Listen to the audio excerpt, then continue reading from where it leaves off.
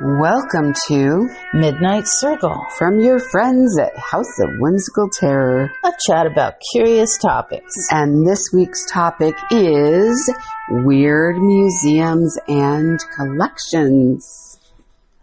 Weird museums and collections.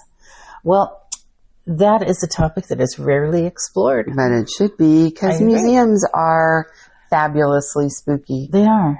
They are. I don't know why, but I don't even, I think it's just because like you're wandering into the unknown, discovering things maybe. I agree. And, you know, these are all ancient, not ancient, but, you know, some of them are objects that have really intense energy around them, maybe, or long histories and memories. And maybe spirits attached to them. Maybe so. Maybe so. And so some museums they're creepy. They're interesting though. They're so very interesting. Mm-hmm. So around the world, there's actually a remarkable number of odd things that are held and collected in places that people pay to see. So there's just a remarkable number of museums. Yes. Right? There's so many. And museums have been around a very long time. And in fact, one of the oldest museums is Enegaldi Nano's museum, which was in Iraq. And now it's a ruin. So it's actually a museum of a museum, basically. It's tragic. It is. It dates back to 530 BC, and it contained artifacts from earlier Mesopotamian civilizations. Whoa, you said Mesopotamian. I did correctly this time, not like last time when we rehearsed this. Yes, we rehearsed it, and Mary could not say the word I Mesopotamian. could not. We should have just. It was adorable, though. It was like it would have been a blooper. It We left it in, It would have. but it's gone now, It is. and you got it right, I did. which sucks. Ah ha ha. Okay, so All right, so there are so many museums that we pared it down to just a few, so we aren't here talking about it for hours, which Mary and I could be and will be. probably Yes. because there are so many, you can only do one or two at a time. True. Okay, so we're going to start with the National Museum of Funeral History in Houston, Texas. Texas is haunting us. We said that one bad thing about Texas. And now it's everywhere. Yeah, it's everywhere.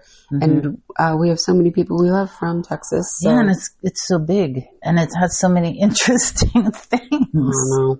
Interesting in every possible way. Yes. Okay. Truly. So here, this museum is about 30,000 square feet.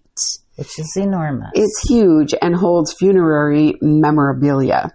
Mm-hmm. It looks fascinating. And next time we're in Tucson, we're going for a visit. Next time we're in Houston. What did I say? Tucson.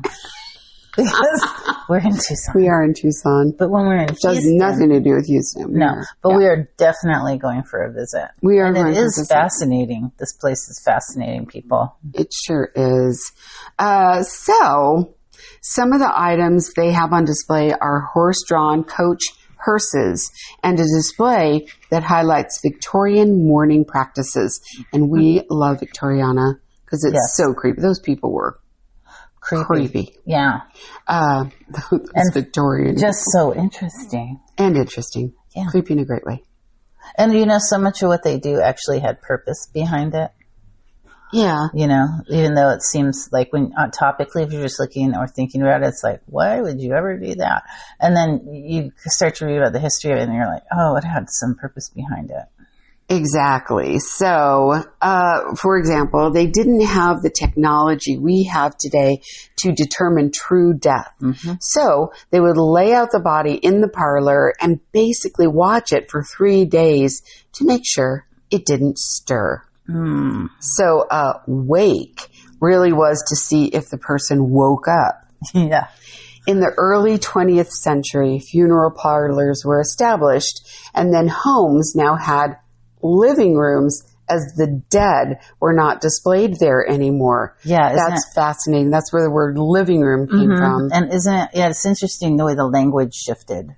Yeah, so funeral parlor and living room. Right. I mean, it really. I mean, the influence that these people had.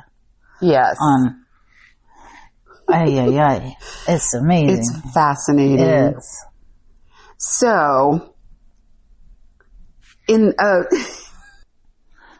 Okay. So a black cat just came out of nowhere and is really close to the window, and it distracted us because we had to, look at it, and it frightened us. So sorry about that. And I suddenly lost all my language. Yes.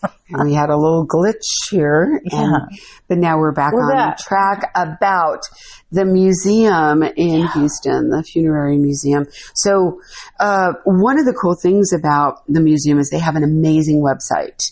Yes. And we've been wandering around the website and looking at the different exhibits, which you can go in and do, which is super cool. Yeah, and it was so much information, and the photos were incredible. They were. So, like, if you can't get to Texas, right, you can just look at the website. At the website. One of the exhibits that we enjoyed was the history of embalming from Egyptians to today.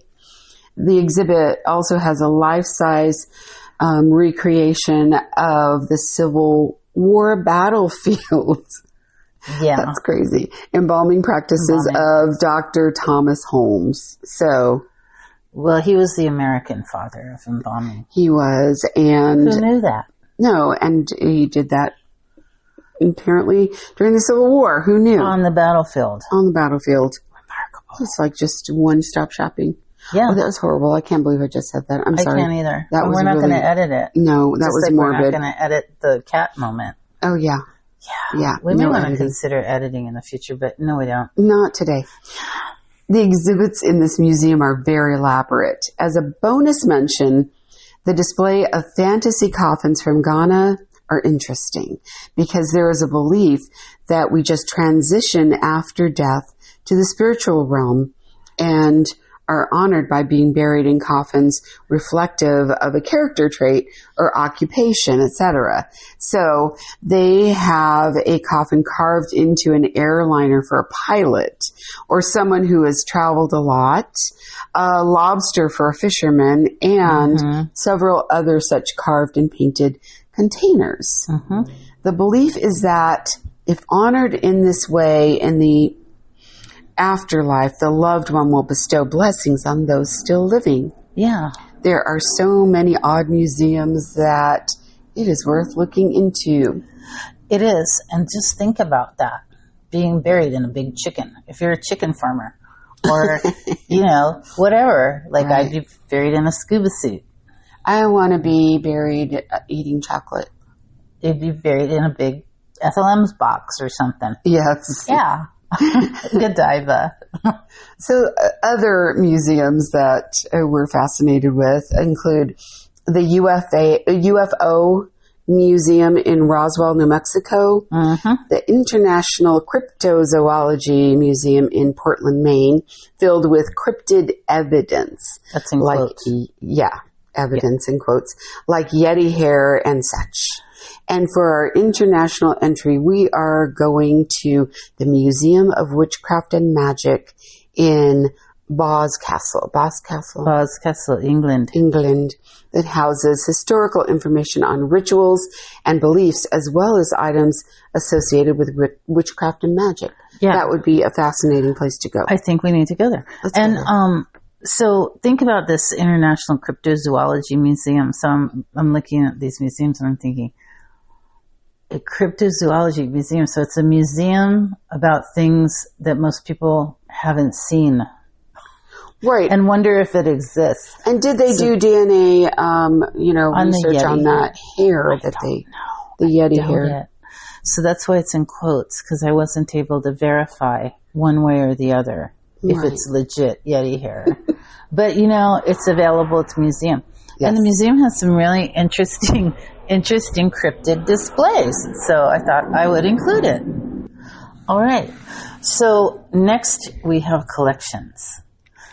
So we're going to switch topics a little. Even though we could do like a year of podcasting just on museums. Just on museums, yeah. Yep.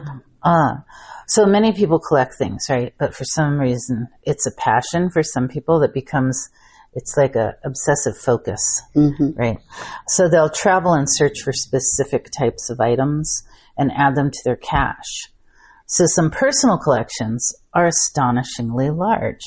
And we will review some odd collections, which we just picked a couple. First, we have celebrity hair. That is so gross. It is, right? I thought it was so gross. It's kind of creepy and spooky. Collecting the hair of celebrities is the hobby of John Resnikoff, and he has a large collection. He is the world record holder, as a matter of fact, because there's apparently a record in that category. Yeah. That's funny. Who knew? Yeah. He has some Elvis hair and some Abe Lincoln hair, and he has got some Marilyn Monroe hair, and he has many others. Obviously, he's a world record holder. After 3, I was like, who has more? And how do you verify that is? I don't know. I don't know that, and I'm actually not sure what area of the body the hair is from.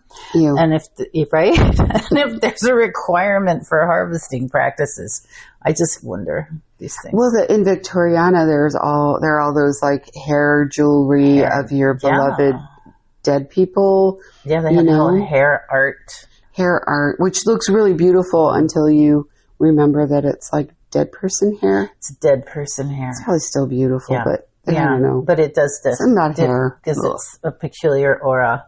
Yeah. Like, I don't think I'd hang it in my house today. Like, look at this beautiful piece of Victorian hair art from dead people that I have.